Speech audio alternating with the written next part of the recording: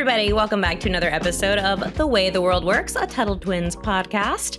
So on the last episode, we talked about Shays' Rebellion and how this was like the final nail in the coffin of the Articles of Confederation, because whether you love them or hate them, and some people feel both ways, the Articles were not working out. They just weren't among the states. There was no real strong central authority that could even enforce what was in the Articles of Confederation, which is why people started realizing, like, okay, maybe we need something better. However, they weren't actually given permission to write something better. So the way that the Constitution's, like the draft of it even came about was a little bit against the rules, if you could say that. So we're going to get into that right now. So this starts with the Annapolis Convention, and this is happening in September 1786. So you have to remember, this is a month after Shays' Rebellion is going on. Now, whether or not every single person at the Annapolis Convention knew everything that was going on with Shays, I don't know, because the way correspondence worked back then was so different than it is today. Here, something big can happen and you find out within 3 seconds. Back then, you had to wait for letters to be carried. And so I don't know how much everybody knew, but everybody knew that there were weaknesses, and I'm sure it was on people's mind later on.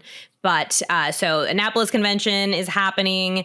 And this was just kind of an idea to maybe think about some possible revisions to the Articles of Confederation.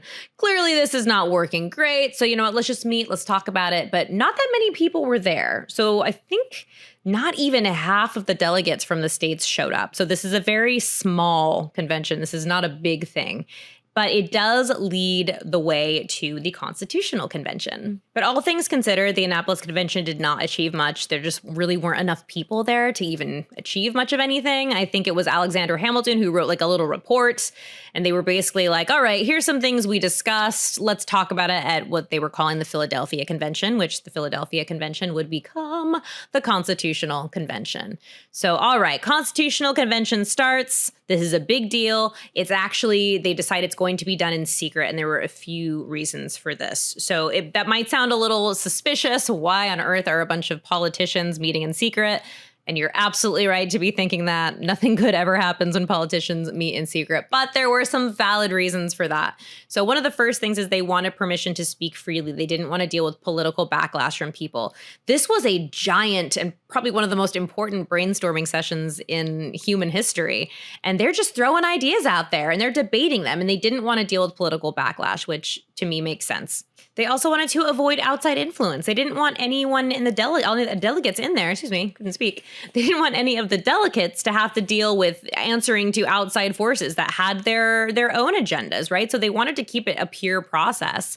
And also, their goal was to provide like a finished report or a finished something, right? They didn't want people to be involved in these really nitty gritty discussions and maybe be scared about what was going on or worried about, you know, what they were talking about one day, even though it was going to change the next day. But I think the most important part, the reason that it was kept secret, is because they were not supposed to be writing a constitution. So that's, you know, we call this the Constitutional Convention. They weren't actually supposed to be writing a constitution at all. That wasn't part of it. They were supposed to be revising the Articles of Confederation and bringing solutions to this revised Articles of Confederation. And when in reality, they were in there drafting the Constitution. So they weren't really supposed to be doing that. So there were a lot of reasons to keep it secret. It does make some sense. But again, as a general rule of thumb, when the government meets in private and doesn't want you to know what they're talking about, that's usually a little bit scary. But so what was proposed in this Constitutional Convention? Well, you have James Madison. He is from Virginia, and he pitches his Virginia plan. One of the biggest issues to resolve with the Articles of Confederation is how states would be represented in this new Congress or this new, governing body. And obviously you have the bigger states with bigger meaning more people in them, thinking, well, obviously we should have our representation based on how many people are here because we have the most people. That makes the most sense. And the smaller states are being like, hang on just a second. Just because we don't have as many people as you doesn't mean that we shouldn't also have equal representation. So there's this back and forth going on. So James Madison, who's later going to be known as the father of the Constitution, he's kind of the guy that pushed for the Bill of Rights. So stay tuned we had so much to talk about him later. But so James Madison, he proposes this Virginia plan, which would be a bicameral house. When you think of think of bicycle, think of bifocals, think of, binoculars, where there's two of something. So that means two houses. So there would be two houses of this legislative branch. And they would be based on population, because remember, Virginia has more people. So he's a Virginian. He's thinking about his own state. Makes sense. So he's thinking that's how we should choose the representation. It should be done by population.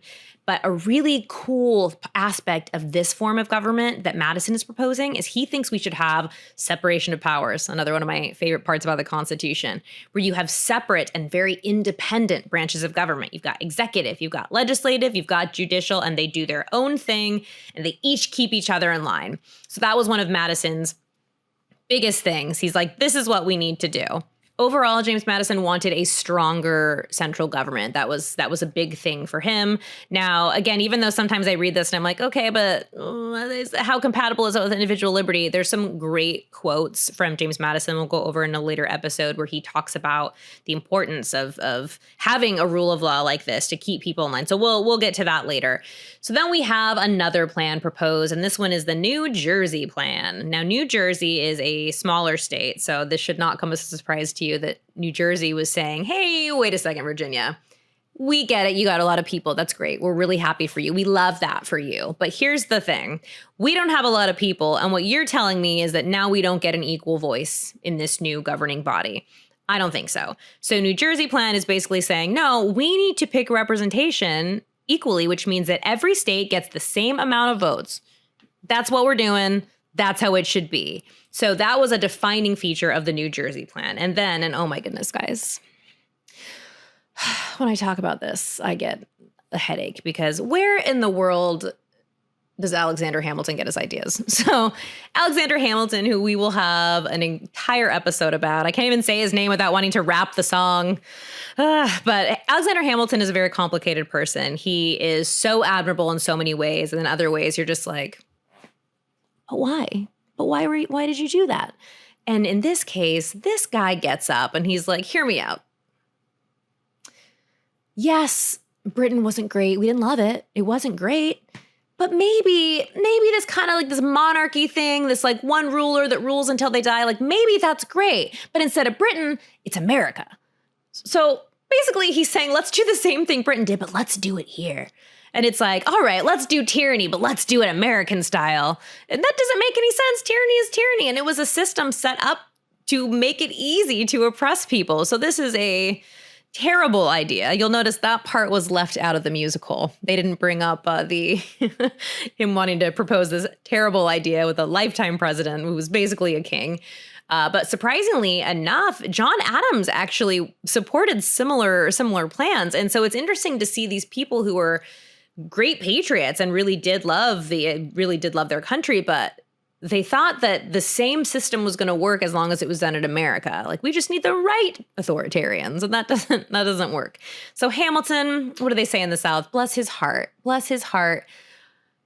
I don't even know what he was thinking, but Hammy's plan is not popular anyway, so we don't have to worry about Hammy's plan. It gets shut down. But what they decide on is what's called the Connecticut Plan, or what was later known as the Great Compromise. And that you're gonna notice there's a lot of similarities between the Great Compromise and what we have now.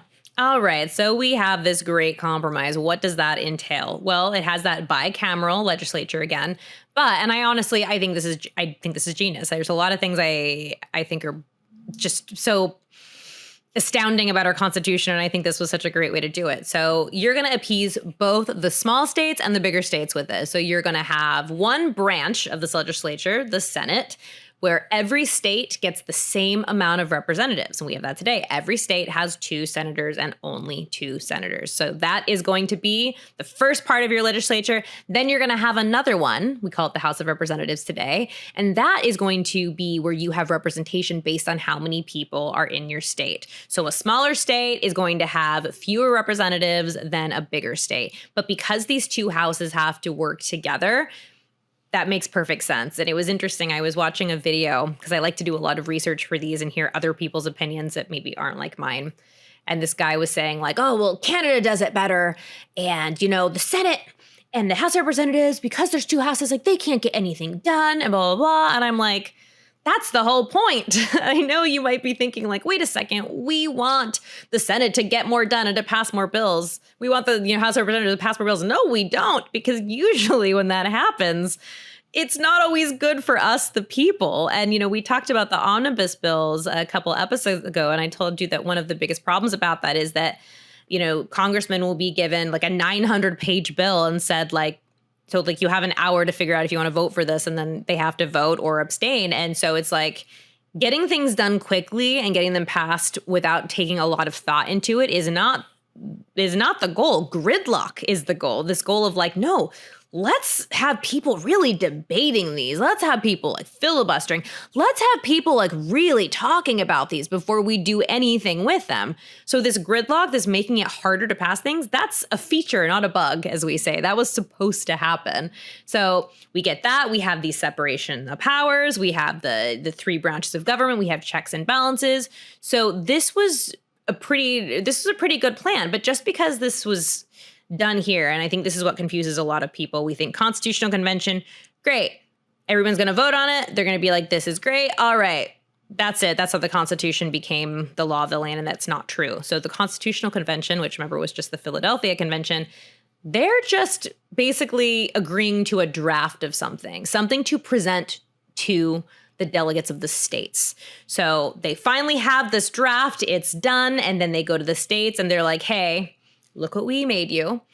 We need you to take these now to your own state conventions and work on ratifying them. So this is only part one of what they were doing to actually get it ratified. Now, the Articles of Confederation worked on like you had to have every single state's buy-in before you could pass anything. And remember, that was seen as a bug to the system.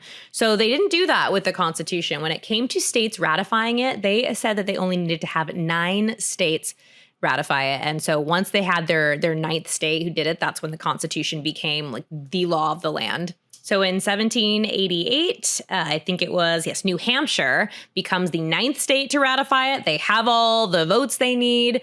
It gets ratified. George Washington becomes president in 1789. And then in 1791, you have the Bill of Rights adopted ratified into the Constitution, which gives us those first 10 amendments. We'll talk about that separately. I'll do an episode on the Bill of Rights, just the history of it, because that's fascinating. But when it comes to dissecting each amendment, I think they each deserve their own episode. We've already done a few because there's just so much good stuff in there. That's like the meat of it. That's where you get your right to privacy. That's where you have free speech. There's so much good stuff in there. So Constitutional Convention, I think when we think about how it came to be, we think Constitutional Convention, it was signed, it was there. You hear the Ben Franklin quote where a woman was standing outside the convention hall saying, "What kind of government do we have?" And he says, "A republic if you can keep it." And what he meant by that, so there's a lot of talk about democracy. Democracy is great. It's the will of the people. But democracy is actually very tyrannical. It's just tyrannical by the majority, not tyrannical by an authoritarian. And so that famous Benjamin Franklin exchange, what he meant by that is a republic, meaning we are a representative government. We elect representatives to speak for us. So it is not a democracy. It is not a majority rule situation. And that's why I think the way that they separated Congress into those two houses is so fascinating, because they found a way, not a perfect way. Nothing is going to be perfect. A better way than that has ever been done ever in the history of the world. And if you don't believe me, do some research as a family and see how many constitutions were modeled after our U.S. Constitution and how many of them have survived since. You will see just how incredible the American Constitution is, because it paved the way and it has been so resilient, and it's actually withstood so many, even a civil war, there's so much that it was able to withstand. So the Constitution, not perfect, it is more perfect. It created a more perfect union, and it did something the world had never done before. And we are still standing after all this time. So really incredible. Take the time to maybe read the Constitution as a family to celebrate. Constitution Day is almost upon us in September. And maybe pick out some parts that really stand out to you as things that were revolutionary, not just for then, but for now. Things that still stand out is like, wow, how could these dead dudes from the past be so insightful to come up with exactly, problems that we'd still have to solve today. So yeah, do that. I think that would be really fun. I encourage you to do that. Let's spark some conversation, celebrate Constitution Day, doing something fun. And we will leave it there. Don't forget to like and subscribe to the podcast. And until next time, we'll talk to you later.